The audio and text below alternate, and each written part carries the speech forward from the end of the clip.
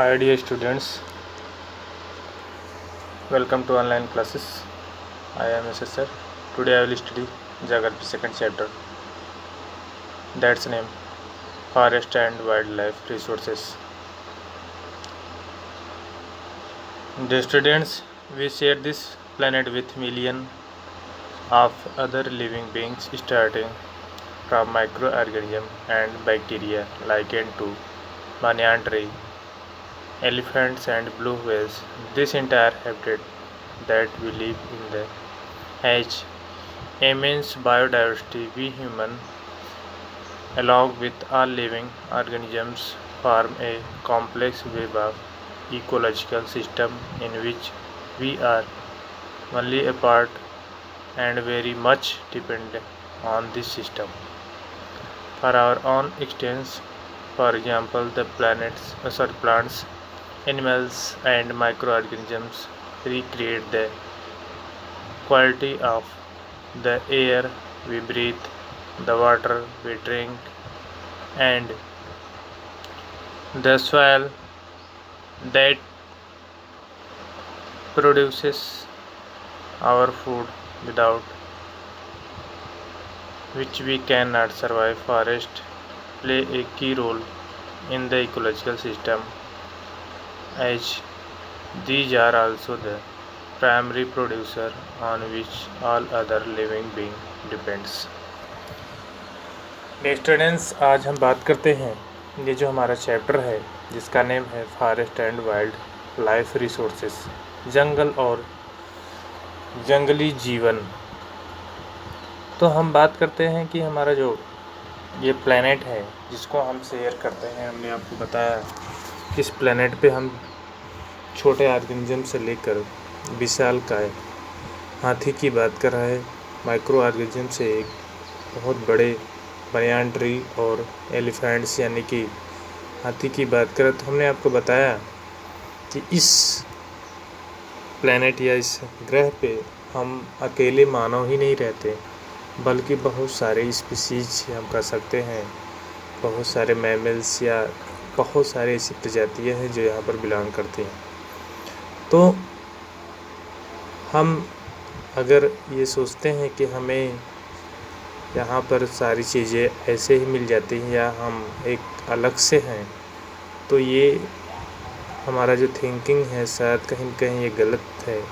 हम भी इसी सिस्टम के ही एक पार्ट हैं, जो जैसे कि मैं आपको एग्जांपल उदाहरण के रूप में बताना चाहता हूँ कि जैसे आपने पढ़ा होगा जो आपको आता है फूड चेन, जिसमें आपने देखा होगा कि एक ग्रास को जो है वह रैबिट खाता है, रैबिट को जो है वह लायन खाता है, लायन को फिर या तो ह्यूमन बीइंग खाता है या फिर जो आपके डिकम्पोजर होते वे उसको क्या करते हैं, नष्ट कर देते हैं। तो इस तरीके से एक सिस्टम हो जाता है कि एक प्लांट, एक जीव दूसरे जीव पर निर्भर होता है, लेकिन मानव क्या करता है, अपने आप को उससे अलग समझता है। लेकिन ये कहीं न कहीं हमें हमारी एक भूल है, हम भी उसी का एक हिस्सा है, क्योंकि हम कहीं अलग से नहीं हैं। उन्हीं प्राणियों, उन्हीं जीवों में से हम भी एक प्रकार के ही जीव हैं, क्योंकि आपको पता होगा कि हमारा जो विकास हुआ है, जब आप पढ़ेंगे कि आपको इवोल्यूशन जब पढ़ाया जाता होगा या साइंस में आपने पढ़ा होगा, तो जब हमारी उत्पत्ति की बात की जाती है तो हमारी भी उत्पत्ति एक रिसस मंकी या हम कह सकते हैं मंकी बंदर से हुआ है, और उसी के प्रजातियों में समय समय पर चेंज होते होते आज हम यहाँ तक पहुँच गए हैं। लेकिन अगर हम बात करें तो हमने भी बताया आपको कि उसी का एक पार्ट है हम। अगर बंदर से पहले की बात की जाए तो शुरुआत में मैं आपको बता दें कि जब आप पढ़ेंगे इंटर के बुकों में है, आपको जब बायोलॉजी अगर आप पढ़ते हैं वहाँ, तो आपको वहाँ पर डिटेल बताया जाएगा। तो उसमें पढ़ेंगे आपकी अलग अलग थियरियाँ हैं आपको, जो जिन्होंने अपने अपने कॉन्सेप्ट दिए। तो कुछ लोग मानते हैं कि जो हमारा विकास हुआ उसमें क्वेसरवेट्स नाम है कि एक जीव का विकास होता है, और उसी से धीरे धीरे पहले वो पानी में पनपता है, इसके बाद फिर वो स्थल पर आता है, और स्थल पर आने के बाद धीरे धीरे हमारा विकास हुआ। तो हम आपको बता दें कि इस तरीके से ये हमारा जो या हम कह सकते हैं कि इन्हीं माइक्रो ऑर्गेनिज्म या फिर बड़े विशालकाय जंतु जानवरों की बात करें हम, या फिर हम पेड़ पौधों की बात करें, उन्हीं में से ही एक हम भी उसी के पार्ट हैं। क्योंकि जैसे हम आपको एक एग्जाम्पल के रूप में बता दें कि जब हमने आपको बताया कि जैसे मानव क्या करता है, ब्रीथिंग के रूप में जब हम सांस लेते हैं तो कार्बन डाइऑक्साइड को हम क्या करते हैं, छोड़ते हैं और ऑक्सीजन को ग्रहण करते हैं। लेकिन आपको पता होना चाहिए कि हमारे द्वारा छोड़ा गया कार्बन डाइऑक्साइड उसको प्लांट क्या कर देता है, सर्वाइव कर लेता है, अपने में ग्रहण कर लेता है, और प्लांट क्या करता है, हमें आपको ऑक्सीजन प्रोवाइड करता है। तो हम उसी ऑक्सीजन को लेकर अपना क्या करते हैं, ब्रीथिंग का जो प्रोसेस है उसको कंप्लीट करते हैं। तो यह हम कह सकते हैं कि हम एक तरफ से कुछ चीज़ें लेते हैं तो कुछ चीज़ें किसी दूसरे अन्य को देते हैं। जैसे अभी आपको हम दूसरा उदाहरण बताया, जब मानव की डेथ हो जाती है तो डेथ होने के बाद फिर हमारे बॉडी को क्या किया जाता है, अगर जला भी दिया जाता है और कहीं अगर बरीड कर दिया गया, दफन कर दिया गया, तो कुछ दिनों के बाद आप पाते हैं कि वहाँ जो बरीड किया गया या दफन किया गया है तो वो जो बॉडी होती है, डेड बॉडी होती है, वो धीरे धीरे डिकम्पोज हो जाती है, सड़ गल जाती है, और आप कुछ दिनों के बाद वहाँ पर जो देखेंगे तो सिर्फ आपको वहाँ पर मिट्टियाँ दिखाई देती हैं, हमारे बॉडी का कोई भी अवशेष नहीं होता है। तो ये हमें समझना चाहिए कि हम भी क्या है, इसी जो है कहीं न कहीं हम इस वाटर का, एयर का, और ये जो हमारे यहाँ जो खनिज पदार्थ है, या फिर हम कह सकते हैं कि जो हमारा जो सॉयल है, इसी का कहीं न कहीं पार्ट है, जो है सब मिलकर हमारे बॉडी का निर्माण हुआ है। पंच तत्व जिसको हम लोग बोलते हैं, आपने उसके बारे में पढ़ा भी होगा या फिर आपको बताया जाता होगा, हमारे शरीर का निर्माण पंच तत्वों से हुआ है। तो कहीं न कहीं हम जाके उसी में विलीन हो जाते हैं। तो इसलिए हम आपको बता दें कि ह्यूमन बीइंग भी इसी का ही एक हिस्सा है, और ये मानव क्या करता है, इसको साइकिल को चलाने का एक सिस्टम है जिसके तहत ये साइकिल चलती रहती है। अब इसमें हम आपको अलग अलग कुछ चीज़ों के बारे में बताएं, जैसे कि प्लांट है। प्लांट से हमें क्या होता है, फूड यानी कि हमारा भोजन प्राप्त होता है, और वो प्लांट जो होता है वो भोजन क्या करता है, कहाँ से बनाता है। तो आपने पढ़ा होगा कि प्लांट जो होता है अपना भोजन जो है वह अलग अलग चीज़ों को, जैसे कि इसमें होता है आपका सूर्य का प्रकाश हो गया, जल हो गया, और इसके बाद क्लोरोफिल हो गया, और खनिज पदार्थ हो गए। तो ये अलग अलग चीज़ों को अलग अलग स्थानों से ग्रहण करके फूड को क्या करता है, तैयार करता है, प्रिपेयर करता है। उसी फूड को हम लेते हैं, हम भोजन करते हैं। हमारे साथ साथ कई अन्य भी जीव जंतु होते हैं जो उसको क्या करते हैं, ग्रहण करते हैं। जैसे अभी हमने आपको बताया कि रैबिट जो होता है, रैबिट उसको खाता है। अभी रैबिट को छोड़ दीजिए, हम छोटे जानवरों की बात करें तो जैसे आपने देखा होगा जो माउस होता है, चूहा होता है, वो क्या करता है, वो दोनों चीज़ों को, जैसे कि वो क्या होता है, आप देखेंगे शाकाहारी होता है, और वो आपके जैसे कि ग्रास हो गया या कुछ ऐसे प्लांट्स हो गए, बहुत सारी ऐसी चीज़ें हैं जिनको वह खाता रहता है। तो अब जो रैबिट हो गया, रैट हो गया, चूहा हो गया, माउस, उसको खाने के जब वो भोजन को ग्रहण कर लेता है, उसके बाद फिर उसको जो होता है वह आपने देखा होगा स्नैक जो होता है हमारा, वो कभी कभी आपने देखा वो खा जाता है, या फिर कभी देखेंगे आप जो क्रो होते हैं, कौवे होते हैं, वो उसको खा जाते हैं। फिर अभी हम स्नैक की बात करें तो स्नैक को जो होता है, आपने देखा होगा स्नैक को, फिर वो क्या होता है, आपका जो नेवला होता है वो क्या करता है, उसको मार के कहीं ना कहीं खा जाता है। तो हमने बताया कि जब माउस को स्नैक ने खाया, स्नैक को नेवला ने खाया, और नेवले को जो होता है वह, जैसे आपने देखा होगा जो जयकाल वगैरह होते हैं, अगर वो पा जाते हैं वो उनको खा जाते हैं। अब जो जयकाल होता है, जयकाल को क्या करता है, लायन खा जाता है। तो इस तरीके से हमने बताया कि एक फूड जो होता है वह दूसरे फूड में कन्वर्ट होते, एक तरीके से एक चैन का फॉर्मेशन कर देते, एक कड़ी बना देते हैं।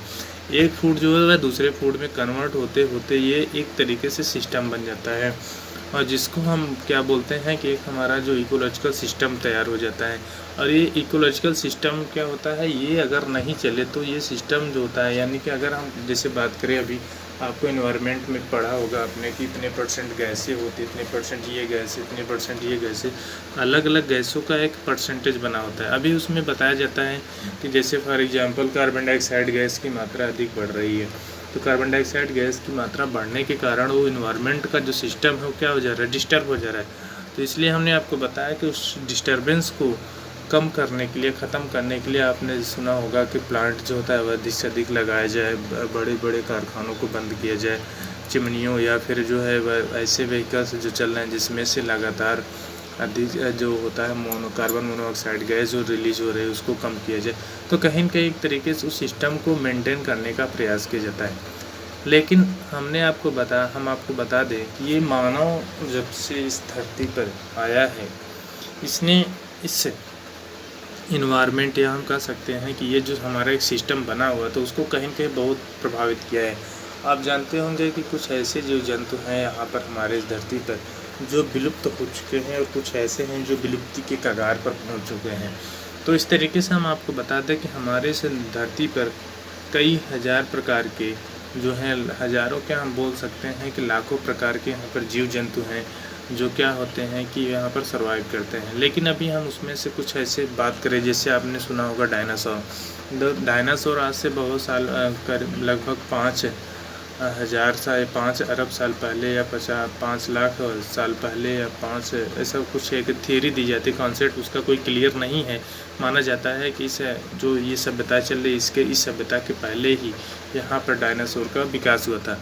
तो इस तरीके से हम बता दें, तो जब ये सभ्यता नहीं थी उसके पहले डायनासोर था। डायनासोर जो हो गया वह विलुप्त हो गया। अभी आपने एग्जाम्पल के रूप में आप देख लीजिए वल्चर जो होता है वह धीरे धीरे आपके यहाँ से गिद्ध जिसको हम बोलते हैं वो गायब होता जा रहा है।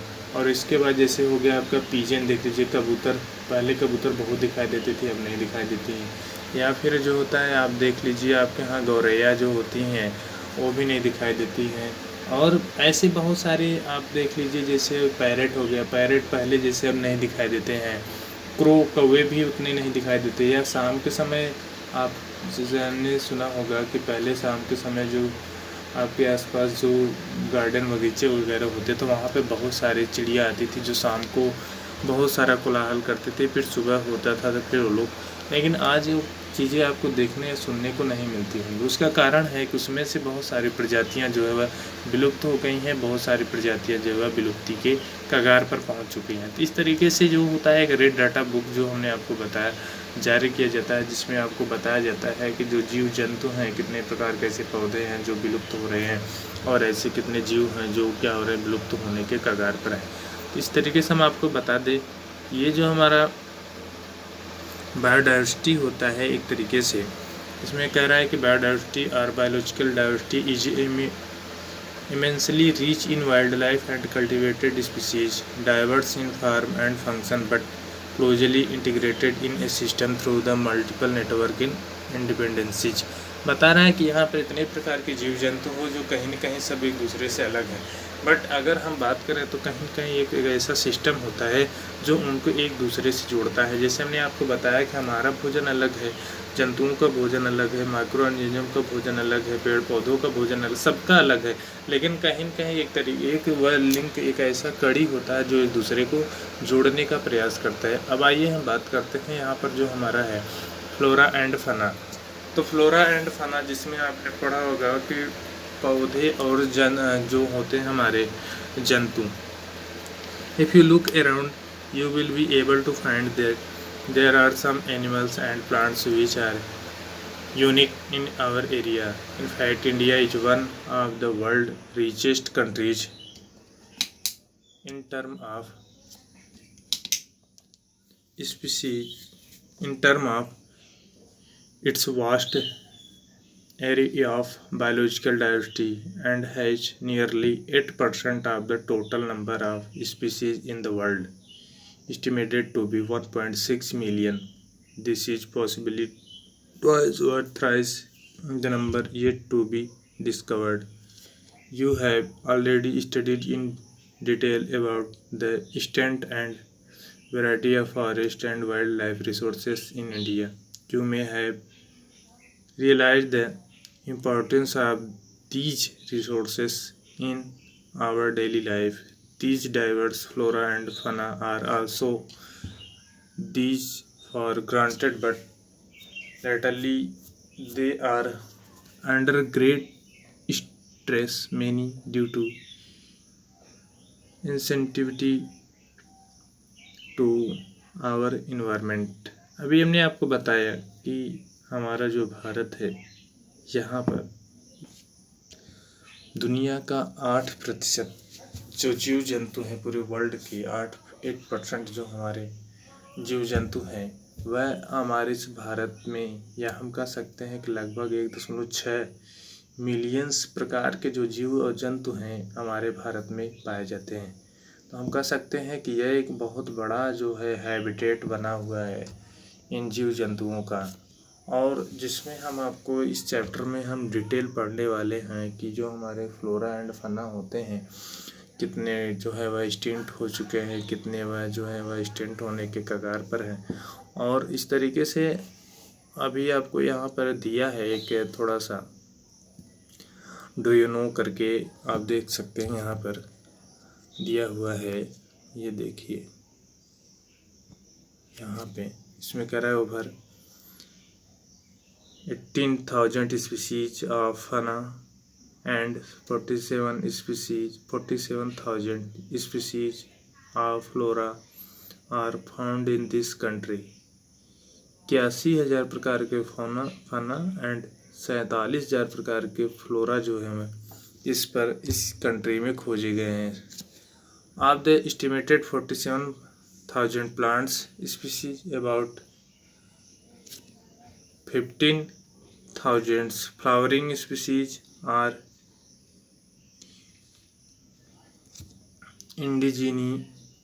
इंडेमिक और इंडिजीनियस टू इंडिया। हमने आपको बताया कि ये 47,000 प्रकार के जो पौधे हैं और लगभग 15,000 प्रकार के जो फ्लावरिंग स्पीसीज हैं वह इस धरती पर या हमारे इस भारत में, जिसको हम देसी बोलते हैं, या यहाँ के पाए गए, यानी कि वो कहीं दूसरे स्थानों पर नहीं पाए जाते हैं, सिर्फ भारत में ही पाए जाते हैं। इतने प्रकार के जीव जंतुओं को यहाँ पर खोजा गया है। अभी हम बात करते हैं आगे। Some estimated suggest that the list 10% of Indian recorded wild flora and 20% of its mammal are on the threatened list। Many of these would now be categorized as critical, that it on the verge of extinction, like the cheetah, pink-headed duck, mountain quail, forest spotted owlet, and plant like Maduka insignis, a wild variety of mahua, and Hubardia heptaneuron, a species of grass.